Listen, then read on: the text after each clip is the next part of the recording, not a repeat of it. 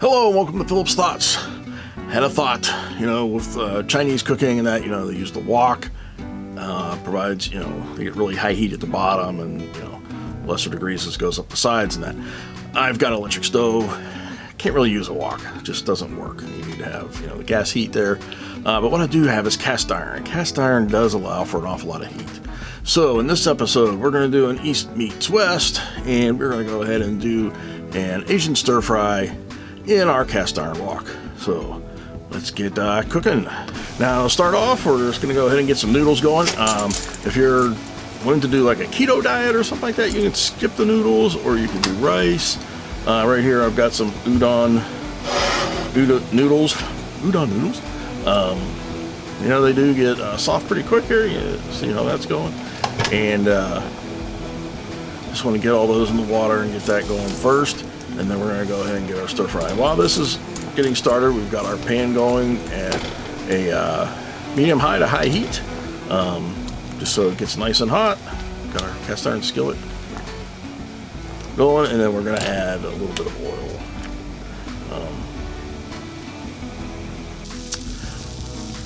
Add about 1 to 2 tablespoons of oil. Use a good high heat oil. I'm using canola oil here to start off with. I've got my chicken sliced nice and thin there. If you ever have a hard time slicing, chicken or really any other meat, especially trying to get a nice thin slice, stick it in the freezer for a few minutes. Just stick it in there for about 10-15 minutes, not too long, just so it firms up a little bit, and then you'll find that you can really get nice thin slices on that. So, and you see, it doesn't take long to get nice and golden brown here.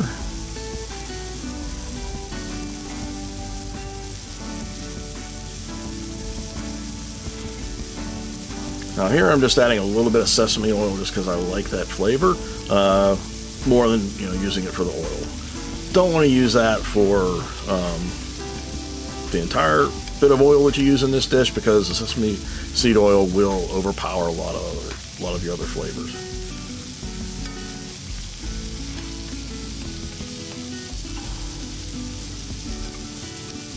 And we just want to go ahead and get that going, get a nice brown going on there, and then we're going to go ahead and start adding our veggies to our pan. Now I did adjust the sound on the sizzle here because this was sizzling really loud and you would not be able to hear me talking if I just left the sizzling going at full volume. But I got watercress, chestnuts, carrots, got some bamboo shoots there, mushrooms. And these are the mushrooms I'm using. Go ahead and play with the varieties that you like. If you don't like mushrooms, leave them out. Again, we're cooking at home. We've got control of what we're putting in there. And now we're adding some color. Some nice sweet bell peppers, some broccoli.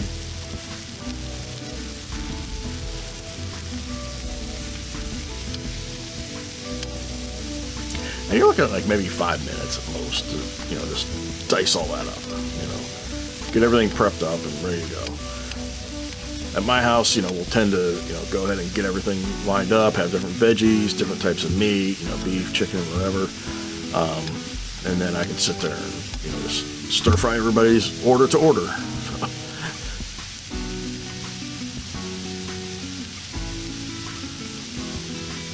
But here we've got that stirred together. So good. Now I'm just adding some, this is just some basic stir fry sauce that I'm adding there. And then I'm going to go ahead, I'm going to add a little hoisin sauce. I like the flavor of that. And this was probably, maybe 1 to 2 tablespoons of each.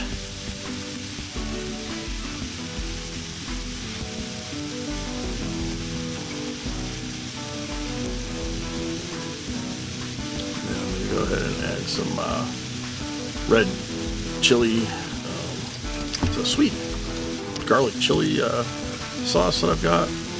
Adds a little bit of heat, and again some more flavor from the garlic and so forth. I like building, having multiple layers of flavor in mind. Give that a quick stir.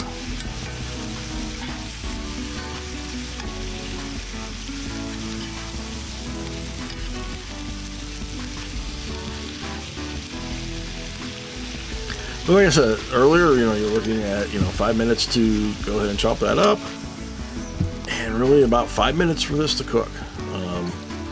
At this point, I'm adding a little bit of water here. You wouldn't need to do that if I'm adding the noodles and that, and it was getting a little thick there, steaming off. So I just wanted to loosen that up a little bit more before I added the noodles in. But if you wanted to, you could just plate this up now. If you're doing a keto diet, something where you're avoiding carbs, right here, yeah, go for it.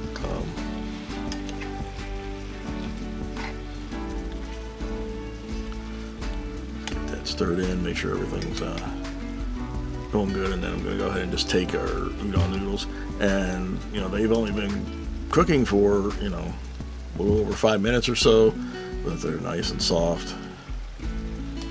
And if you don't have udon noodles, you can go ahead and use spaghetti noodles. Hey, who's gonna know, right? But I do like these. There's just, I don't know, something about the texture. I'm not sure how. Just have to give it a shot.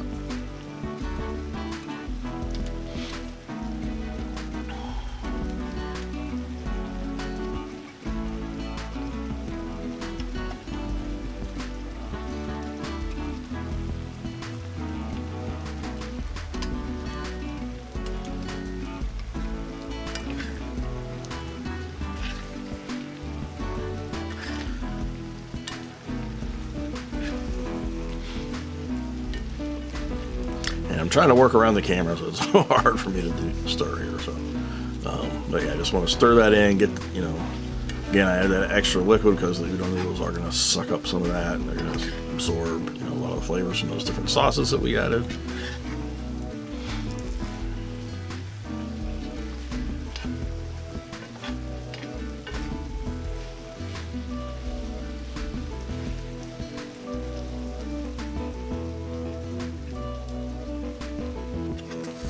And I'm just going to put that into a bowl. I should have got some tongs for this, I was thinking.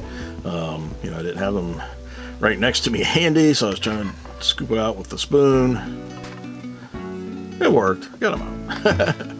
Ended up making enough for 2 bowls, so we got 2 servings here. And, it's wonderful. Great stuff. Very quick. Didn't take that long. I mean, like I said, you could pour this over rice if you wanted to.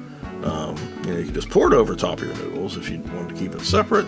I like to stir fry it in just to get the extra flavor added into the noodles and stuff. So,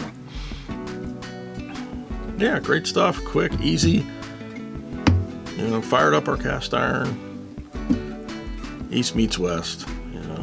And it's delicious.